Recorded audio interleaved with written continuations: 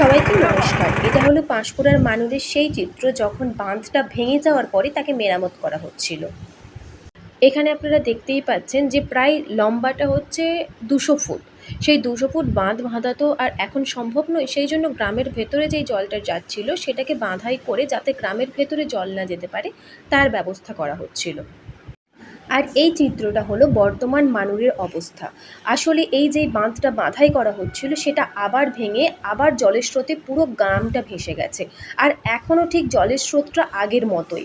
যেইভাবে আগের বারে পুরো গ্রামটা ভেসে গিয়েছিল এবারেও ঠিক পুরো গ্রামটাই ভেসে যাচ্ছে। আপনারা দেখতে পারবেন ওই দূরের বাড়িটা দেখুন, ওটাও কিন্তু জলের স্রোতে ভেসে ভেসেই চলে যাচ্ছে। এই বাড়িটা আগে যেই জায়গায় ছিল এখন কিন্তু সেই জায়গায় নেই। আর দূরে দেখুন জলটা পুরো গ্রামের মধ্যে একদম ভরে গেছে। মানুষজনকে এটাই বলবো, আপনারা সতর্ক ছিলেন, হয়তো জলটা কমে যাওয়ার পরে আপনারা একটু স্বাভাবিক জীবনে ফিরে এসেছিলেন, কিন্তু এখন সেটা আর হবে না। আপনারা দেখতেই পাচ্ছেন পরিস্থিতি ঠিক কতটা খারাপ হচ্ছে। সেই জন্য মানুষ আপনাদেরকে সাহায্য করতে যাওয়ার আগে দয়া করে নিজেদের সাহায্যটা একটু নিজেরাই করুন। নিজেদের যেটা ভালো হবে নিজেদের সাধ্যমতো সেটা চেষ্টা করুন। গত ৩০ বছরে পাঁশকুড়াতে এরকম বন্যা হয়নি। পাঁশকুড়া কেন, পশ্চিমবঙ্গে হয়তো গত ৩০ বছরে এমন ভয়াবহ বন্যা দেখা দেয়নি, যেটা পাঁশকুড়া এলাকাতে পরপর দুবার ঘটে গেল।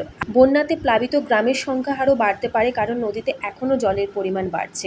এখানে যেসব মানুষরা অস্থায়ী জায়গায় রয়েছেন তাদেরকে স্থায়ী জায়গায় আনার ব্যবস্থা করা হচ্ছে।